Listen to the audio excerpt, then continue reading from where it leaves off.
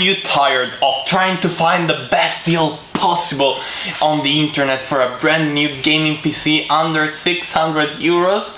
Have you already scanned every video on YouTube, every tech store near you, and the entire library of eBay, but still haven't found the perfect PC for your needs? Look no further, I've got your back.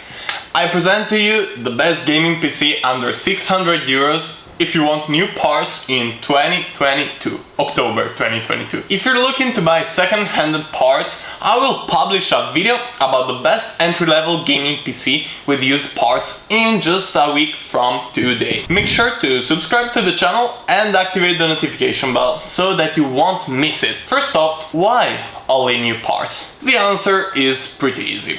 With new parts, you don't have to worry about getting a malfunctioning part, because even if you received one, you have your warranty that will cover any of those damages. Also, you don't need to wait nearly as long as you would with used parts, since most parts will come from Amazon. Disclaimer: this build is intended to play at 1080p max settings in every kind of game. Also to do some video editing with this. It's also good to start off with streamings. Let's get into the list, starting with the processor. The Intel i3-10105F. What a long name.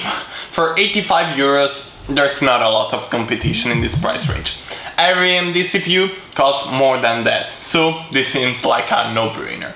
4 cores, 8 threads, 3.7 GHz of base clock, 4.4 GHz of boost clock, great deal. To host this processor, I've picked the MSI H510MA Pro, which is a M80X motherboard. For 77 euros, you get a mobile with an NVMe slot, support for 3200 MHz DDR4 memory, a gigabit LAN port, a PCIe 16 lanes slot reinforced, and another 1X slot PCIe. Talking about the RAM, let's move on to that. Kingston Fury Beast, 16 gigs of it, which is 3200 MHz. So we'll maximize the frequency that our mobile can handle. And for just about 60 euros, it's the best choice. You can spend a little bit more for the RGB version, but if you don't care about RGB, just buy this black one. But we still need some storage. That's where the 500 GB Crucial P2 comes into hand.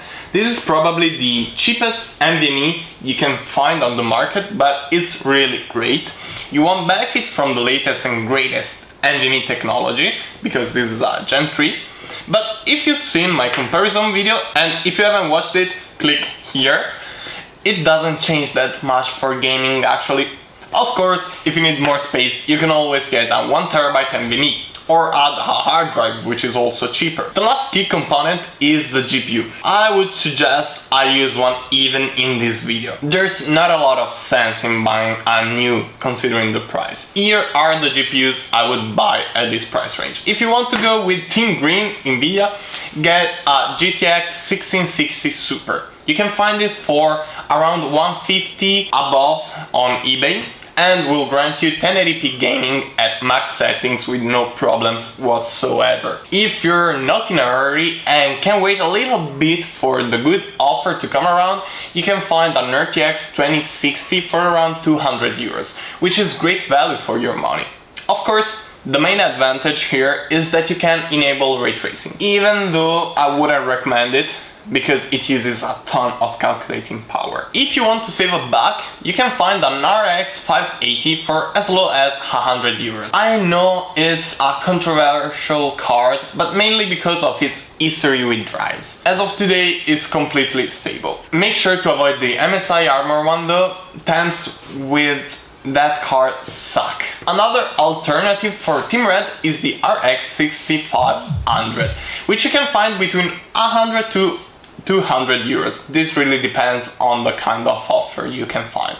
I will leave some links in the description, so don't worry. As for the RTX 2060, here you get the capability of ray tracing, which is always a plus. To power all these parts, I've selected the Corsair CV650 80 Plus bronze. A 650 non-modular, unfortunately, reliable PSU. For 65 euros, you get a solid PSU that will stay with you for years. And you pay 1 euros for every 10 watt you get. Useless info.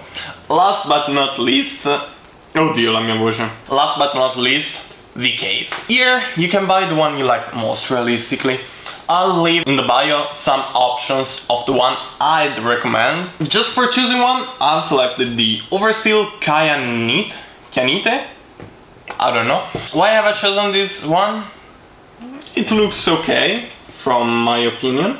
It has 4 integrated ARGB fans, so that's a plus. And seems like it can make a good airflow because it has a mesh on the top and one on the front, and also the output fan on the back. You can find all the parts I've talked about in the video description. If you have any suggestions for changes, feel free to leave a comment.